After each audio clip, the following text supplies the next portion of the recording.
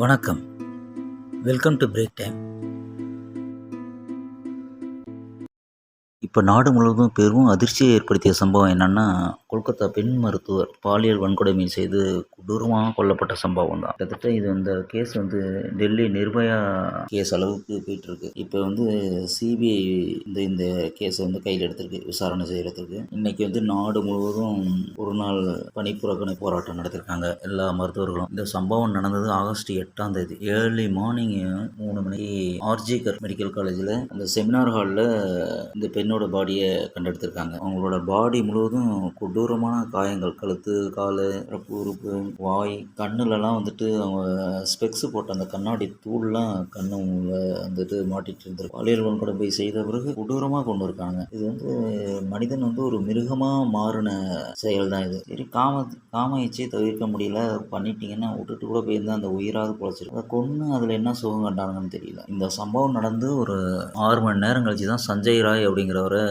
கைது பண்ணியிருக்காங்க. அவன் என்னன்னா போலீஸுக்கு ஒர்க் பண்ணுற ஒரு தன்னால்வரர். இவன் என்ன போலீஸ் ஸ்டேஷனுக்கு ஹெல்ப் பண்ணுறான்னு தெரியல. இவன் எப்படி மெடிக்கல் காலேஜில் உள்ள வந்தான், அதுவும் ஏர்லி மார்னிங்லலாம் வர்றதுக்கு என்ன பர்மிஷன் இருக்குது, அதெல்லாம் தெரியல. இப்போ இந்த கேஸில் புதுசாக என்ன விஷயம் கிடச்சிருக்குன்னா, இது கண்டிப்பாக ஒரு ஆளால் செஞ்சுருக்க முடியாது. ஏன்னா அந்த பெண்ணோட பாடியிலேருந்து 150 மில்லிகிராம் மேலே விந்து எடுத்திருக்காங்களாம். இது கூட்டு பாலியல் வன்கொடுமை செய்தால் தான் இந்த அளவுக்கு வரும், தனி ஒரு ஆளால் சாத்தியம் இல்லை அப்படிங்கிறது இப்போ கன்ஃபார்ம் பண்ணியிருக்காங்க. ஆனால் இது வரைக்கும் கைது பண்ணது ஒரு ஆளை தான் பண்ணியிருக்காங்க. அந்த பெண் கூட ஒர்க் பண்ண பயிற்சி டாக்டர்கள் மேலே சந்தேகம் இருக்குன்னு இப்போ அந்த பெண்ணோட அப்பாவே புகார் சொல்லியிருக்காரு. இதில் ஒரு நல்ல விஷயம் என்னன்னா, தன் மாநிலத்தில் நடந்தாலுமே மம்தா பானர்ஜியுமே அந்த போராட்டத்தில் கலந்து கொண்டு நீதி கேட்குறாங்க. ஒரு முதலமைச்சரே நீதி கேட்கறது எந்த அளவுக்கு ஒரு கேள்விக்குறியாக இருக்குது பார்த்துக்குங்க. ஒரு டியூட்டி டாக்டரை கொண்டு இருக்காங்க, காலையிலேருந்து ஆள் இல்லை அப்படிங்கும்போது மிஸ் ஆகிட்டாங்கன்னா அதை பற்றி யாருமே ரெஸ்பான்ஸ்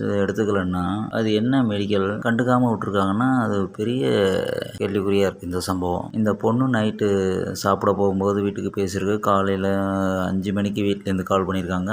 அப்போ ரிங்கு போயிருக்கு, எடுக்கல. அதில் தான் பேரண்ட்ஸுக்கு டவுட் ஆகிருக்கு. அதுக்கப்புறம் தான் பார்த்துருக்காங்க, இறந்து கிடந்ததை பார்த்துட்டு அதிர்ச்சி ஆகிருக்காங்க. இப்போ இது பண்ண சஞ்சய் ராய் மேலேயே டவுட்டாக இருக்குது. அவன் என்ன பலிகடாவா, உண்மையிலே அந்த ஆள் தான் பண்ணானா, இதுக்கு பின்னாடி யார் யார் இருக்கா அப்படிங்கிறது இன்னும் விசாரணையில் போயிட்டு இருக்கு. ஆனால் இந்த பாலியல் வன்கொடுமை செய்கிற அந்த மனித மிருகத்துக்கெல்லாம் வழக்கமான தண்டனை தரக்கூடாது. இனி இந்த மாதிரி ஒரு சம்பவம் நடக்கக்கூடாது. இந்த மாதிரி செயலை செய்யணும்னா ஒரு பயம் வரணும், உயிர் பயத்தை கொடுக்குற மாதிரி ஒரு தண்டனை இருக்கணும். ஆனால் நம்ம இந்தியாவில் அரசியலமைப்பு சட்டத்தில் அதுக்கெல்லாம் இடம் இல்லை. எல்லாத்துக்கும் வழக்கமாக ஜெயிலில் போடுறது, பொறுமையாக விசாரணை பண்ணி தூக்கில் போடுறது, அந்த யூஷுவல் பனிஷ்மெண்ட்டுங்கிறது தான் இதில் பெரிய ட்ராபேக். என்னைக்கு இந்த நிலைமை மாறுமோ தெரியல. உங்களுக்கு இந்த சேனல் பிடிச்சிருந்தா மறக்காமல் லைக் பண்ணுங்கள், கமெண்ட் பண்ணுங்கள், ஷேர் பண்ணுங்கள், சப்ஸ்கிரைப் பண்ணுங்கள். தேங்க்ஸ்.